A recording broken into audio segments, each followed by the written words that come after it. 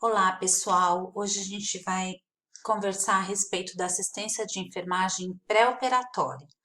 Vamos entrar neste módulo de cuidados, tá bom?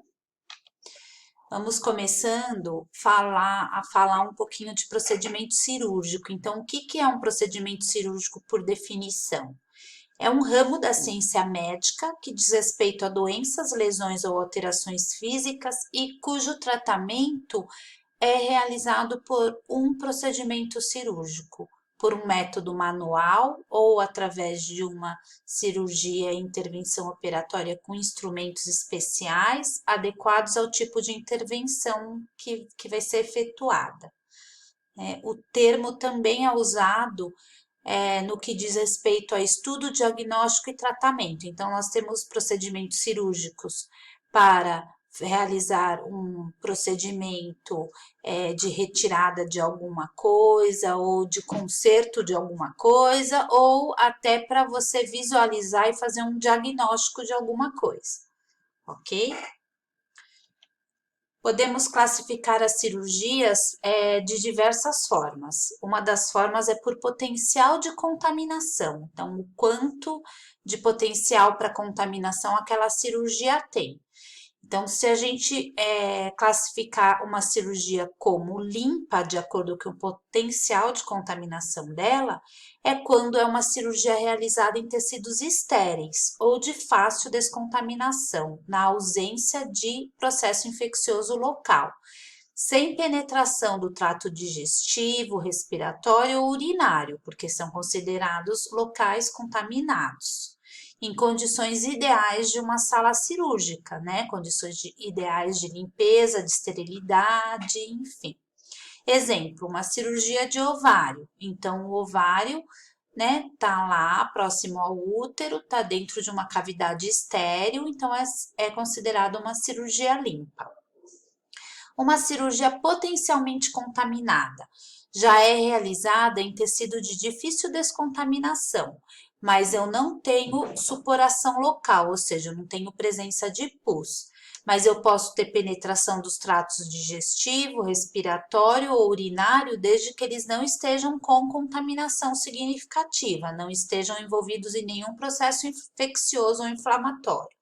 Por exemplo, uma redução de fratura exposta. Eu tenho um osso fraturado, ele está exposto, ou seja, é uma cirurgia potencialmente contaminada, mas eu estou fazendo, aconteceu naquele momento, então ainda não deu tempo de desenvolver um processo inflamatório ou infeccioso, eu vou reduzir essa fratura, eu não estou dentro de nenhum lugar potencialmente contaminado, né? Mas ela é uma cirurgia potencialmente contaminada. Eu tive uma exposição de um osso que é estéril, que deveria estar contido, né, dentro do meu organismo, para a área externa. Uma cirurgia contaminada é quando eu realizo em tecido recentemente traumatizado e aberto de difícil descontaminação e já com processo inflamatório instalado, mas sem presença de pus. Por exemplo, uma apendicite, né? Uma apendicite que está com processo inflamatório ali. Aqui, essa apendicite é supurada não, tá? Uma apendicite normal, sem estar supurada, porque se ela tá supurada, ela já é considerada uma cirurgia infectada. Então, essa é uma cirurgia contaminada, uma apendicite que está em processo inflamatório, mas ainda não tem supuração. Infectada é quando ela é realizada em tecido com supuração local, ou seja, tem processo infeccioso com presença de pus, tecido necrótico, feridas traumáticas extremamente sujas. Por exemplo, uma cirurgia no reto ou no ânus com pus é uma cirurgia infectada, é dentro de um sistema que já é contaminado, né? E na presença de pus ainda. Quanto ao risco de vida, então a gente também pode classificar a cirurgia quanto ao risco de vida. Desculpem. A gente pode ter a cirurgia de emergência.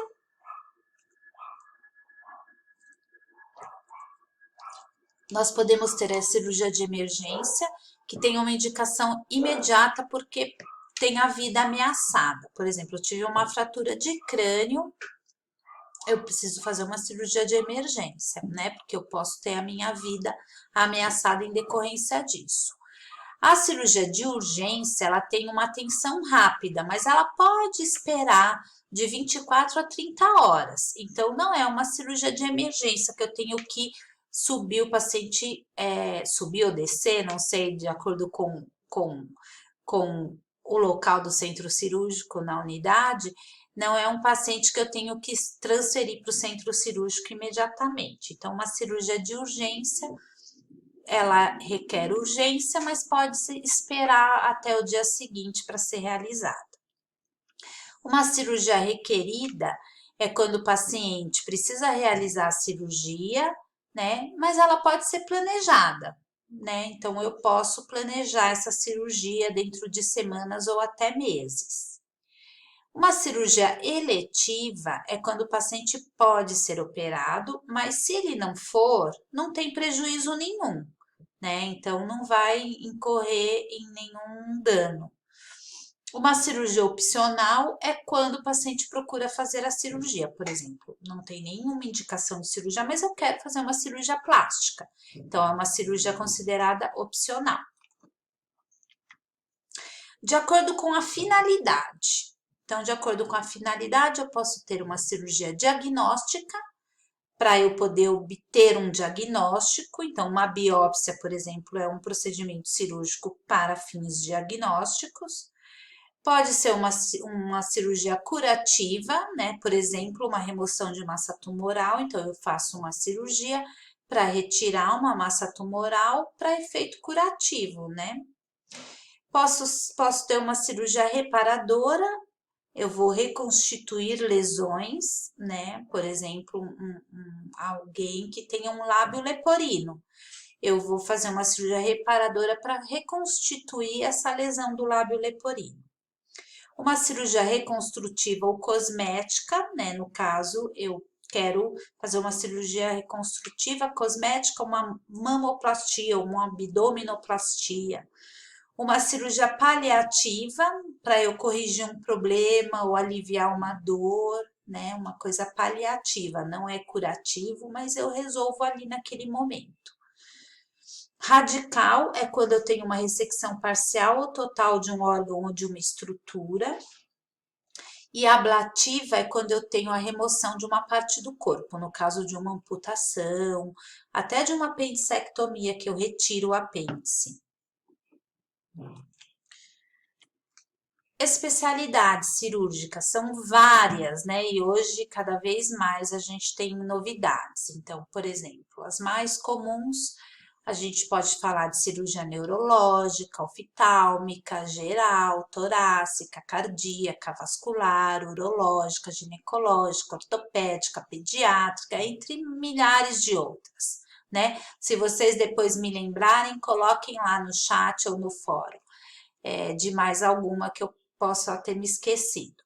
Mas são milhares de cirurgias. Cada cirurgia tem um procedimento a ser realizado, tanto no pré-operatório, quanto no intraoperatório, quanto no pós-operatório, né? Dependendo da especialidade cirúrgica, tem um determinado preparo para essa cirurgia, né? E cada setor e cada instituição vai ter um procedimento para isso. Quando a gente fala de enfermagem perioperatória, a gente fala das diversas funções que a enfermagem tem associadas à experiência cirúrgica desse paciente. Então, quando nós dizemos enfermagem perioperatória, a gente diz que a gente vai estar presente em toda a fase pré-operatória, transoperatória e pós-operatória desse paciente. Nessa aula, nós vamos falar da variedade pré-operatória, na fase pré-operatória. Então, o que é essa fase pré-operatória?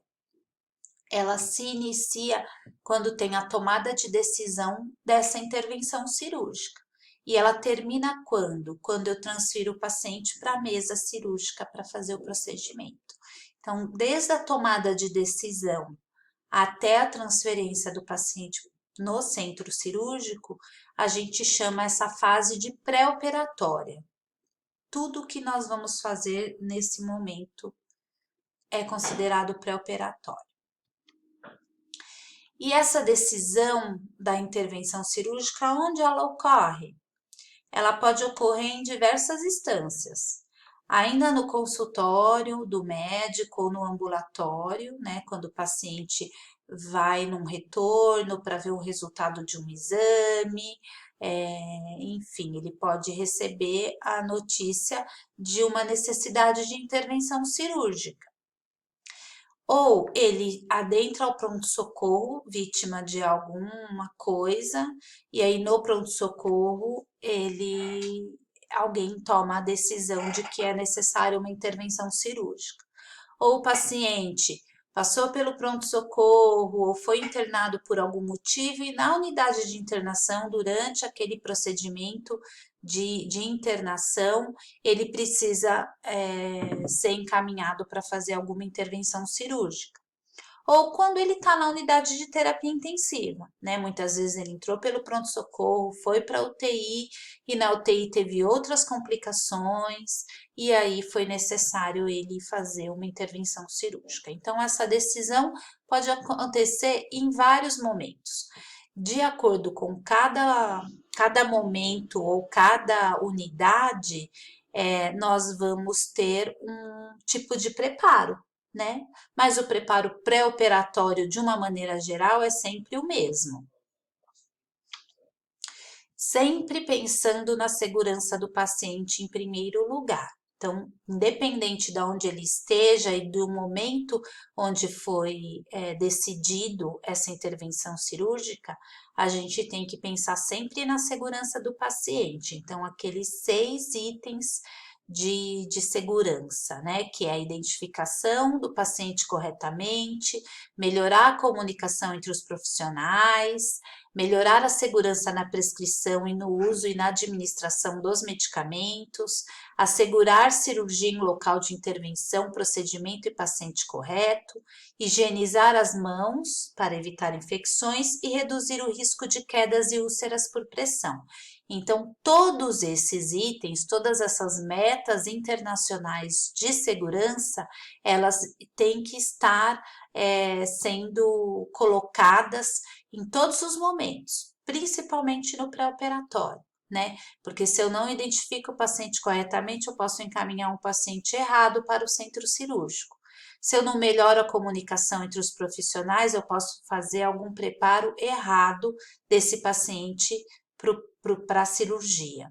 Se eu não melhoro a segurança na prescrição e administração de medicamento, eu posso muitas vezes administrar um pré-anestésico errado. Se eu não asseguro a cirurgia em local de intervenção e procedimento correto, eu posso até encaminhar o paciente correto, mas ele pode fazer a cirurgia no joelho direito ao invés de ser no joelho esquerdo. Se eu não higienizo as mãos para evitar infecções, eu vou estar colocando esse paciente em risco de desenvolver uma infecção pós-operatória. Se eu não reduzo o risco de quedas e úlcera por pressão, eu posso aumentar a comorbidade desse paciente e o tempo de internação dele no hospital devido a uma queda ou ao desenvolvimento de uma úlcera por pressão.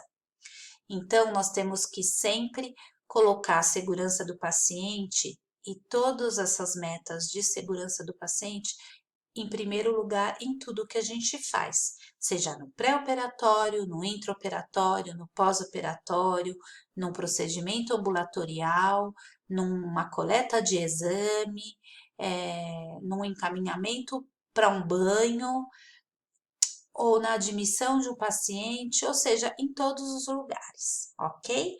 Vamos acabando o primeiro vídeo aqui para dar seguimento no segundo vídeo, meninas. Muito obrigada.